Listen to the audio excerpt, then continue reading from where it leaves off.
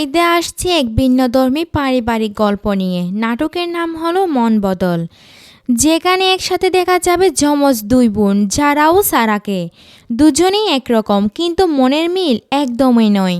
এই দুই চরিত্রে অভিনয় করেছেন প্রতিভাবান অভিনেত্রী তানজিম সায়রা তটিনী।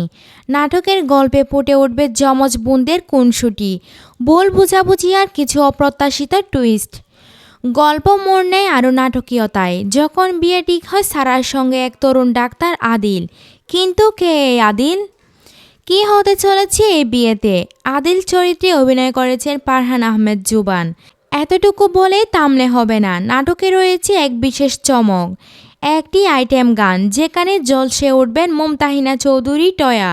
নাটকটি পরিচালনা ও চিত্রনাট্য করেছেন জনপ্রিয় নির্মাতা মাহমুদ মাহিন, আর এটি প্রযোজনা করেছে সিএমবি, যারা প্রতি ঈদে আমাদের উপহার দেয় একের পর এক মন ছুঁয়ে যাওয়া নাটক। নাটকটি প্রচারিত হবে সিএমবির ইউটিউব চ্যানেলে ঈদের চাঁদ রাত থেকে শুরু করে ঈদের ছুটির পুরো সময় জুড়ে। তাহলে আর দেরি কেন? ঈদের জমিয়ে দেখতে ভুলবেন না মন বদল নাটকটি।